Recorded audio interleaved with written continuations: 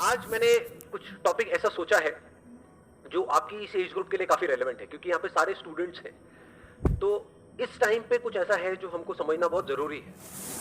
In fact इसके बारे में हर कोई बात करता है, लेकिन कभी भी कोई डीपली नहीं जाता इस टॉपिक के अंदर कि एग्जैक्टली इसका मतलब क्या है। दैट इज पॉजिटिव एटीट्यूड, कि हमारा एटीट्यूड पॉजिटिव होना चाहिए लाइफ को लेकर के, नेगेटिव नहीं होना चाहिए। अब ये पॉजिटिव एटीट्यूड क्या है? The positive attitude is being happy from inside. Positive attitude is कि हम अंदर से खुश रहें। Yes, sir. क्या उसका कोई रीजन होना जरूरी है या बिना किसी रीजन के हम खुश हो जाए? कितने कहते हैं उसके पीछे कोई रीजन होना चाहिए, और कितने कहते हैं बिना किसी रीजन के हमको खुश रहना चाहिए? तो ज्यादातर लोग ये सोचते हैं पॉजिटिव एटीट्यूड का मतलब कि बिना किसी रीजन के ही हमको खुश रहना चाहिए। तो इसका मतलब हमें कुछ भी ढंग का करने की जरूरत क्यों है? फॉर एग्जाम्पल, आप फिजिकली लेजी हो, फिजिकली वीक हो, लेकिन अंदर से खुश हो, वो बेटर है? या फिर आप जिम गए, वर्कआउट किया या किसी भी तरह का कोई वर्कआउट किया फिर खुश हो, वो बेटर है? हाँ, एक है, मान लो अभी आप स्टूडेंट हो तो अभी सबसे जरूरी क्या है आप लोगों के लिए? पढ़ना, ठीक है। तो एक है बिना पढ़े आप खुश हो, तो कोई पढ़ेगा क्यों? एक है आपने अपने गोल बनाया कि इतने घंटे मुझे पढ़ना है, पढ़ा, फिर उसके बाद में खुशी मिल रही है। क्या बेटर है और क्या होना चाहिए? पढ़ने के बाद में अगर हमको खुशी मिले तो that is much better than कि बिना पढ़े ही हमको खुशी मिल जाए। This positive attitude must always be with a reason, क्योंकि अगर रीजन होगा तो वो पॉजिटिव एटीट्यूड टिकेगा। बिना किसी रीजन के आप पॉजिटिव होते चले जाओगे तो वो नहीं टिकेगा। इनको माइक दे दो। सर मैं कहना चाह रहा हूँ, जैसे आपने कहा कि रीजन होना चाहिए किसी चीज के पीछे, बट सर जैसे अब मैं कोई काम करने जा रहा हूँ, ठीक है, अपनी लाइफ में मेरे को पता है वो काम जरूरी है, बट सर मेरे को कोई रीजन ही नहीं मिल रहा, वो रीजन कैसे ढूंढा जाए? अब ये बात आती है ना यहाँ पे। अरे अभी आपने कहा कि मैं एक काम करने जा रहा हूँ जो काम करना जरूरी है, तो ये जो काम करना जरूरी है वही तो रीजन है। सर बट उसके पीछे का ना कोई लॉजिक नहीं मिल रहा, मैं वो क्यों कर रहा हूँ? नहीं, उसके पीछे की जरूरत क्या है? अगर कोई काम करना जरूरी है, फॉर एग्जाम्पल भूख लगी है तो खाना खाना जरूरी है, प्यास लगी है तो पानी पीना जरूरी है, वो अपने आप में रीजन है। उसके पीछे रीजन क्यों चाहिए आपको कि मुझे प्यास तो लगी है लेकिन पानी पीना जरूरी क्यों है? क्योंकि प्यास लगी है। पढ़ना जरूरी क्यों है? नंबर के लिए। नंबर क्यों चाहिए? सर कॉलेज में एडमिशन मिले। कॉलेज में एडमिशन क्यों चाहिए? जॉब चाहिए। जॉब क्यों करनी है? पैसे के लिए। पैसा क्यों चाहिए? खाने के लिए। पैसा खाओगे? जरूरतें पूरे करते। पैसा सिक्के भी खा जाऊंगा आज तो मैं, कुछ नहीं छोड़ूंगा जो पैसा आ जाए मेरे पास। एक मिनट, तो आप कह रहे हो पैसा हमको चाहिए अपनी जरूरतें पूरी करने के लिए, जो भी हमारी नीड्स है उसको पूरा करने के लिए। नीड्स को पूरा करना क्यों जरूरी है? जीने के लिए। सिंपल है। अब इसके पीछे क्या रीजन है? जीना क्यों है? मर जा भाई। Do you have a choice? It is choiceless. तो एंड में हम ऐसी जगह पे पहुंच जाते हैं जहां पे कोई चॉइस नहीं है। जीना क्यों जरूरी है? क्योंकि मैं जीना चाहता हूं। ये सब किससे कनेक्ट हुआ जाकर के? पढ़ाई से। इसलिए पढ़ाई जरूरी है।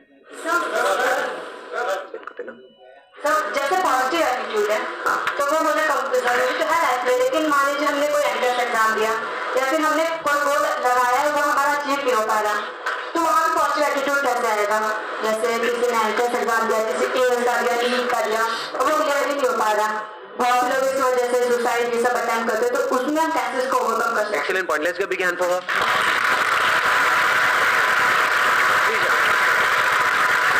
अच्छा पॉइंट इन्होंने बोला है कि हम कोई एंट्रेंस क्रैक करने की कोशिश कर रहे हैं, तो वहां पर पॉजिटिव एटीट्यूड का मतलब क्या कि मेरा होगा, ये है पॉजिटिव एटीट्यूड। ध्यान से समझ लेना, ये थोड़ा सा अलग है इस दुनिया की सोच से। आपके घर वाले क्या समझते हैं पॉजिटिव एटीट्यूड का मतलब, अगर आपको कोई एंट्रेंस क्रैक करना है तो?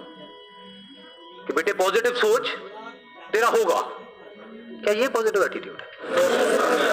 जा रहे होते हो किसी एंट्रेंस की तैयारी के लिए या एंट्रेंस एग्जाम देने के लिए, बिल्कुल ऐसा माहौल होता है घर में जैसे कोई जंग के लिए जा रहा है। तिलक करेंगे, ये करेंगे, वो करेंगे, विजयी भाव। ये सब किससे कनेक्टेड है कि आपका हो जाएगा? ये पॉजिटिव एटीट्यूड नहीं है, ये फूलिश एटीट्यूड है।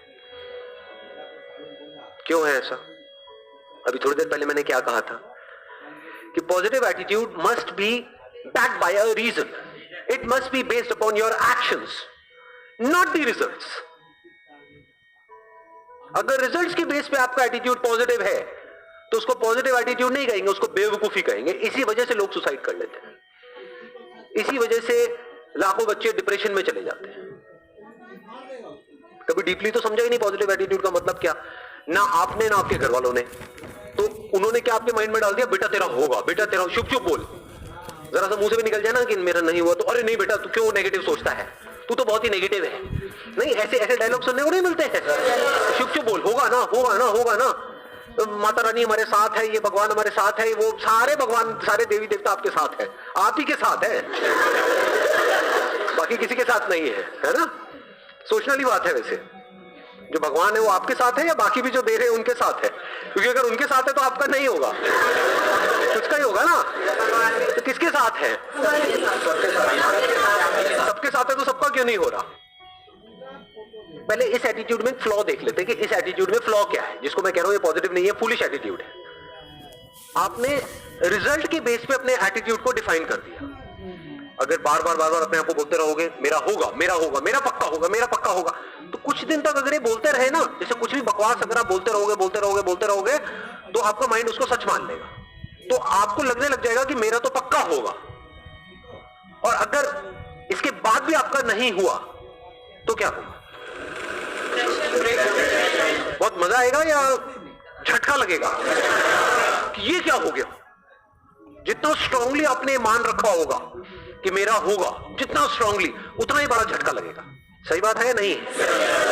मतलब स्ट्रांगली मानने का मतलब क्या है? जितनी बड़ी एक्सपेक्टेशन उतना ही बड़ा झटका, जब वो एक्सपेक्टेशन पूरी नहीं होती उतना ही बड़े लेवल पे आपका दिल टूटेगा, उतना ही आपको बुरा लगेगा।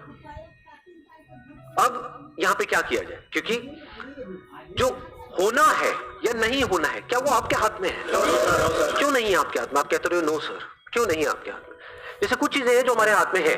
फॉर एग्जाम्पल यहाँ पर एक बॉटल पड़ी है, इस बॉटल को मैंने उठाना है, क्या ये मेरे हाथ में है या नहीं? कितना मेरे हाथ में है? मतलब 1%, 2%, 100%। गया, बॉटल को उठाया, काम खत्म हुआ। मैं कह रहा हूँ एंट्रेंस में होना ना होना आपके हाथ में नहीं है। क्यों नहीं है? सीट लिमिटेड है, क्योंकि आप अकेले नहीं हो ना। सोचो इसी बॉटल को उठाने के पीछे कंपटीशन होता यहाँ पर। अभी मैंने अकेले ने उठाया, लेकिन मैं आपके बीच में कंपटीशन करा दूं, जो भी आकर के सबसे पहले इस बॉटल को उठाएगा और अगले 5 मिनट बाद भी जिसके हाथ में बॉटल होगी उसको 1 लाख रुपए मिलेगा। बोतल तो बचेगी, आप नहीं बचोगे। बिल्कुल इसी तरह से होता है जब हम कंपटीशन में अपना जो एटीट्यूड है या अपनी जो पॉजिटिविटी है वो डिफाइन कर देते हैं according to the result. Positive attitude must be based upon your actions. Actions में क्या क्या आ गया?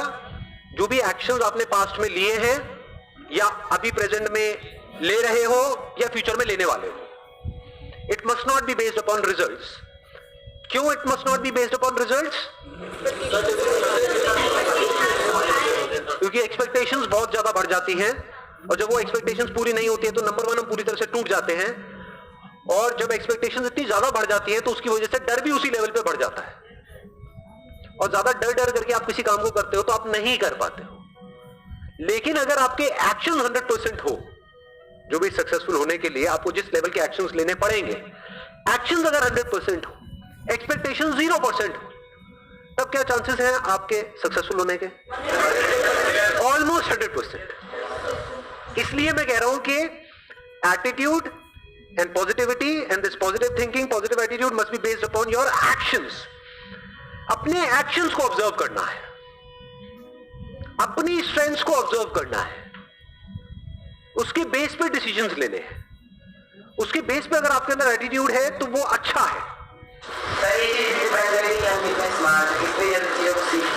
हाँ, that is what I am saying. ये स्मार्ट वर्क की ही मैं बात कर रहा हूं, हार्ड वर्क की तो मैं बात ही नहीं कर रहा। बिकॉज ज्यादा पढ़ने से कुछ नहीं होता है किसी एंट्रेंस को क्रैक करने के लिए। जिन्होंने पास में जिस तरीके से किया है उसको समझ करके सही ट्रैक पे जाकर के अगर हम सही से तैयारी करें तब उसकी क्रैक करने की पॉसिबिलिटीज बढ़ जाती है। But all I am saying is कि आप अकेले नहीं हो जो स्मार्ट वर्क करने वाले हो। आपके जैसे और भी लोग हैं, बट ऐसे कितने होंगे? 80-20 का सिंपल सा रूल चलता है लाइफ में। कहीं भी आप कुछ भी करोगे उसमें 80-20 का सिंपल रूल निकल करके आ जाएगा। तो ये मान लेते हैं कि चलो ये 10 लाख लोग हैं, 80-20 रूल को अगर हम यहां पर लगाएं और कुछ कैलकुलेशंस करें तो क्या निकल करके आ रहा है कि 10 लाख में से 20% ही है जो एक्चुअल में सीरियस है उसको लेकर के, उस एंट्रेंस को लेकर के। बाकी 8 लाख लोग हैं जो टाइम पास के लिए भर रहे हैं। तो आप अगर सीरियस हो तो आप किस में आ गए? अब यहां पर क्या आप इन्हें एक्सपेक्टेशंस के बेस पे कैलकुलेशंस कर रहे हो या एक्शंस के बेस पे? आप सीरियस हो इसका मतलब क्या? आपके एक्शंस कह रहे हैं कि आप सीरियस हो।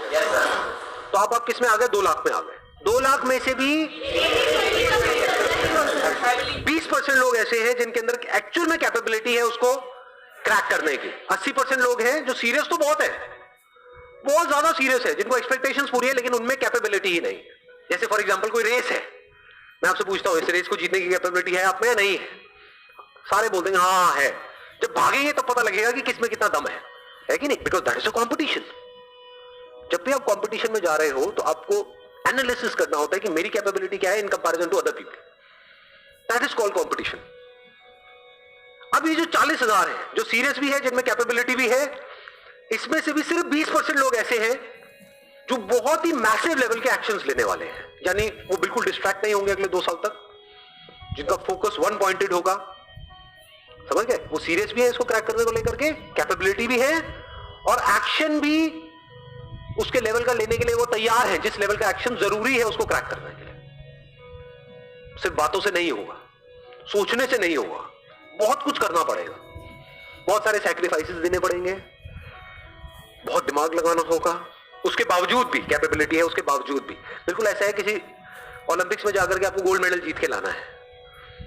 एक तो है आप में कैपेबिलिटी है, आप सीरियस हो, उससे जीत जाओगे। ट्रेनिंग भी तो करनी पड़ेगी ना। हाँ, दिन में कई कई घंटों तक ट्रेनिंग करनी पड़ेगी, तो वो भी आप करने को तैयार हो। तो आप किस में आ गए? अगेन 20% कर दो, कितना हुआ? 40,000 का 8,000 में आ गए। इसमें से कितनों का होने वाला है? 4,000 का होने वाला है। अब आपके जीतने के चांसेस क्या हैं? इसको क्रैक करने के चांसेस क्या हैं? 50%। इसको समझदारी बोलते हैं लाइफ में। आपने 50% गुंजाइश छोड़ दी है फेलियर के लिए, लेकिन एक्शंस के लेवल पे कोई गुंजाइश नहीं छोड़ी है। और आपका एटीट्यूड इस पे बेस्ड है, आपका जो प्लान है वो इस पे बेस्ड है कि अगर मेरे को एक्चुअल में इस पॉसिबिलिटी को 50% रखना है तो मुझे ये सब कुछ करना पड़ेगा जिसकी अभी हम बात कर रहे हैं। तो आपके भी माइंड में क्लियर होना चाहिए कि मेरी possibility based upon this logic is 50%, और आपके घर वालों को भी क्लियर होना चाहिए ताकि किसी को भी बाद में झटका ना लगे। अभी भी 50% है क्योंकि आप अकेले नहीं हो जो ये सब करने वाले हो, आपके ऐसे और भी बहुत सारे लोग हैं। बट अब आप बहुत सेंसिबल तरीके से आगे बढ़ रहे हो। अब आप में एक अलग लेवल का एटीट्यूड है, पॉजिटिविटी है विच इज बेस्ड अपॉन जो आपने पास्ट में किया या जो अभी कर रहे हो या फ्यूचर में जो करने वाले हो अगले 2 साल तक। उसके बेस पे आपके अंदर से एक एटीट्यूड आ रहा है जो दुनिया को नहीं दिखेगा। दुनिया को सिर्फ रिजल्ट्स दिखते हैं, दुनिया को ये नहीं दिखता है कि आप अकेले में क्या कर रहे हो। अकेले में क्या कर रहे हो तो किसी को नहीं दिखता है। अकेले में आप अपने कमरे में क्या करते हो किसी को नहीं पता है, और अगर किसी को दिख जाए तो मतलब आप अपने घर वालों को तो कहते हो कि मैं पढ़ रहा हूं इतने घंटे उतने घंटे, मैं ये कर रहा हूं वो कर रहा हूं। अगर मान लो वहां पे कोई कैमरा लग जाए और सब कुछ दिख जाए जो भी आप कर रहे हो, हाथ फेल हो जाएगा माँ बाप का, ये कर रहा है। हम तो पता नहीं क्या क्या सोच रहे हैं, हमने तो पता नहीं क्या क्या सपने पिरोए हुए हैं। इसलिए मैं कह रहा हूं कि attitude and positivity and this positive thinking, positive attitude must be based upon your actions. इसको बोलते हैं real positive attitude, unshakeable positive attitude.